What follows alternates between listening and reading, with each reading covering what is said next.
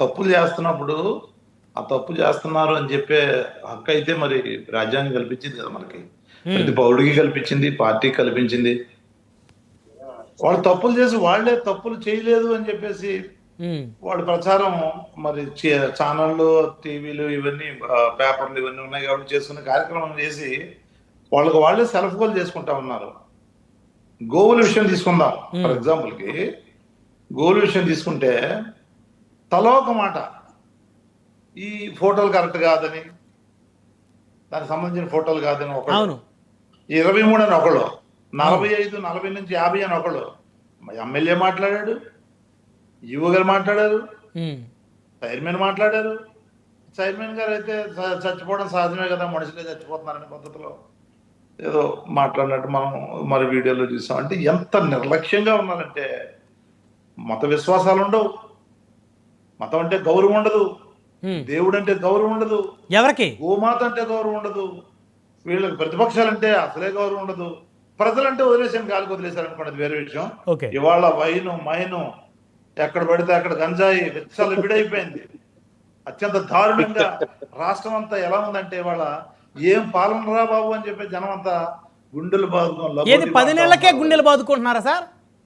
మరి ఇప్పుడు 10 నెలలకే వాళ్ళు మన ఎలక్షన్ లో 10 ఎంపీలు నెగ్గలేకపోయారు 10 నెలలకే. అంటే ఎంత దారుణంగా వీళ్ళు మిజరబుల్లీ ఫెయిల్ అయ్యారు అనేది అర్థమవుతోంది. మనం చూస్తూ ఉంటే ఒక్కొక్కరు ఒక్కొక్క స్టేట్మెంట్, ఒక్కొక్కరు ఒక్కొక్క డ్రామాలు, మభ్యపెట్టాలి, మభ్యపెట్టి లబ్ధి పొందాలి అనేటటువంటిది ఎలక్షన్ ముందు చేశారు. ఈ వాగ్దానాలు అయ్యని సూపర్ 6, సూపర్ 7 చెప్పారు కదా. సూపర్ 6 మర్చిపోయినట్టున్నారు మీరు. మళ్ళీ 7 ఎక్కడి నుంచి తీసుకొచ్చారు? ఏదో అరకొరగా ఒకటి, అది కూడా ఇది చేసి దాన్నే ప్రతి నెల ఆయన వెళ్ళడం, ఒక ఇంట్లోకి వెళ్ళి ఆ కాఫీ ఇచ్చినట్టు, కాఫీ కలిపినట్టు, కాఫీ తాగినట్టు, ఇవన్నీ మనం చూస్తూనే ఉన్నాం. ఇవన్నీ అంటే మీకు సామాన్యులు అంటే చులకనా సార్? అంటే సామాన్యులు ఇంటికి వెళ్ళి ముఖ్యమంత్రి గారు కాఫీ తాగకూడదా ఏంటి? అంటే మీరు ఇచ్చిన వాగ్దానాన్ని పరిపూర్ణంగా ఇచ్చి కాఫీ తాగితే బాగుంటుంది. మీరు ఇచ్చిన వాగ్దానాలని మోసం చేశారు కదా ప్రజల్ని. నేను అది ఇస్తాను, ఇది ఇస్తాను, 5,000 కాదు 10,000 ఇస్తాను వాలంటీర్కి, రైతు భరోసా కింద 20,000 ఇస్తాను, రైతుకి అండగా ఉంటాను, 20 లక్షల ఉద్యోగాలు మీకు ఎందుకు, మీరు అలా ఉండండి, ఇవ్వకపోతే మళ్ళీ గుర్తిస్తాను. అసలు ఎన్నెన్ని మాటలు. కరెంటు ఛార్జీలు పెంచనే ఇవాళ గుండెలు బాదుకుంటా ఉన్నారు. ఏ ఇంటికైనా వెళ్ళండి మీరు, ట్రూ ఆఫ్ ఛార్జీలని, ఆ ఛార్జీలని, ఈ ఛార్జీలని. 500 వస్తే 1,500, 2,000, 3,000, ఒరిజినల్ గా 500 అంటే 400 వచ్చే బిల్లు ఇవాళ అత్యంత దారుణంగా వీళ్ళు ఇష్టం వచ్చినట్టుగా. అంటే మీకు ఎంత వస్తుంది బిల్లు? మీకు ఎంత వస్తుంది సార్? నాకు కూడా అలాగే వచ్చింది. అంటే గత ప్రభుత్వం ఈ ప్రభుత్వంలో కరెంట్ బిల్లు కంపేర్ చేస్తే మీకు ఎన్ని రెట్లు పెరిగినట్టు అనిపించింది మీకు? డబుల్. ఓకే. సో దయచేసి ఇవన్నీ కూడా మీరు చేస్తున్న తప్పులు శిశుపాలుడు తప్పుల్లాగా రోజు రోజుకి పెరిగిపోతా ఉన్నాయి. 10 నెలలకే మొన్న ఒక సర్వే కూడా మనం మాట్లాడుకున్నట్టున్నాం, మీతోటే ఎవరితో మాట్లాడాను నేను. నాతో మాట్లాడలేదండి మీరు. 175 ఎమ్మెల్యే సీట్లను కూడా వీళ్ళు కొట్టుకోవడానికే సరిపోతుందట.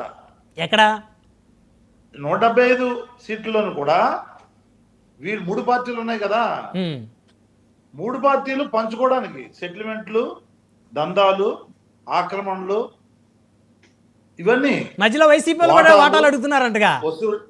వాటాలు ఒక కర్నూలులో మనం చూసారు కదా, కేజీ మటన్ కానీ చికెన్ కానీ అమ్మితే కప్పం కట్టాలి ఎమ్మెల్యేకి. అంటే కట్టిన ఎవరన్నా ఉంటే వారిని మీరు తీసుకొస్తే బాగుండేది. మరి మీరు అప్డేట్ ఉన్నారో లేదో నాకు తెలియదు. నేను అప్డేట్ ఉన్నాను. 10 రూపాయలు 20 రూపాయలు కట్టాలి దానికి, మటన్ మీద చికెన్ మీద కూడా. అంటే ఏ లెవెల్లో వీళ్ళ యొక్క వసూళ్ళు. ఓకే, ట్యాక్స్ ఎవరు ట్యాక్స్ అనాలో తెలియట్లా.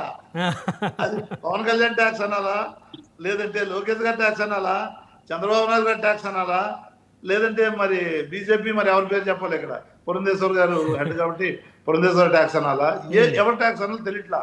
ఓకే, ఒక షాప్ అనుకోండి, మద్యం షాపు 3 రకాలట. నెల నెల ఇస్తావా, వాటా ఇస్తావా, ఓకే. లేదు ఒకేసారి 30 లక్షలు 40 లక్షలు ఓ షాప్కి ఒక్కో ఇస్తావా? షాప్కి? లేదంటే నీకు షాప్ ఓపెన్ చేయడం లేదు. మీకు తెలిసినాయే కదా, ఆ. ఇక ఎక్కడ షాపు, ఏ నియోజకవర్గం, ఏ జిల్లా అనేది ఇక చెప్పుకుంటూ పోతే చాలా వస్తాయి, చాతాడంత వస్తాయి. ఉమ్. ఇంకా కిందకి వెళ్ళారనుకోండి బెల్ట్ షాపులు. సర్లేండి. ఆ రోజు బెల్ట్ షాప్ అనేది కనబడలా. బెల్ట్ షాపులు గొంతుకొకటి సొంతకొకటి, రైట్ దానికి కూడా 1,00,000, 2 లక్షలు, 3 లక్షలు. రైట్, మళ్ళీ వస్తాను మీ దగ్గరికి నారాయణమూర్తి గారు. దిగజారిపోయి వ్యవస్థలు ఉమ్. పనిచేస్తున్నాయి. ఓకే. చెప్పే శ్రీరంగ నీతులు ఏంటి, ఉమ్. ఈ చేసే పనులు ఏంటి, ఒక్కసారి ఆలోచించుకోండి. వాళ్ళనే అడుగుతున్నాం. రైట్, మళ్ళీ వస్తాను మీ దగ్గరికి, మళ్ళీ వస్తాను మీ దగ్గరికి, మళ్ళీ మాట్లాడుదురు, 1 by 1 మాట్లాడదాం. పిల్లి మాణిక్యాలరావు ఉన్నారు మనతోటి, తెలుగుదేశం పార్టీ సీనియర్ నాయకులు, అధికార ప్రతినిధి, అదేవిధంగా కార్పొరేషన్ చైర్మన్. మాణిక్యాలరావు గారు నమస్తే సార్.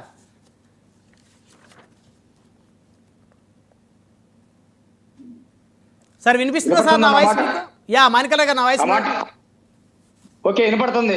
నమస్తే, నా మాట వినపడుతుందా? యా వినిపిస్తుంది. మాణిక్యాలరావు గారు, ముఖ్యమంత్రి గారు ఏం క్లాస్ ఇచ్చారు మంత్రులకి క్లారిటీగా? ఎందుకంటే మీరు కార్పొరేషన్ చైర్మన్ కాబట్టి ఖచ్చితంగా మరి నేను సాయంత్రం డేటా తీసుకొని ఉంటారు. ఏం జరిగింది, ఏం క్లాస్ ఇచ్చారు అసలు పూర్తిగా, ఎవరు దీన్ని వెనుకున్నారని చెప్పేసి, ఏదేదో జరిగినాయి. వక్ఫ్ బోర్డు సవరణ బిల్లుకి సంబంధించి కొన్ని అంశాలు చర్చకు వచ్చాయి, అదేవిధంగా పాస్టర్ ప్రవీణ్ గారికి సంబంధించి కొన్ని అంశాలు చర్చకు, దాని వెనక వైసీపీ ఉందని చెప్పేసి చంద్రబాబు నాయుడు గారికి ఎవరు చెప్పారు?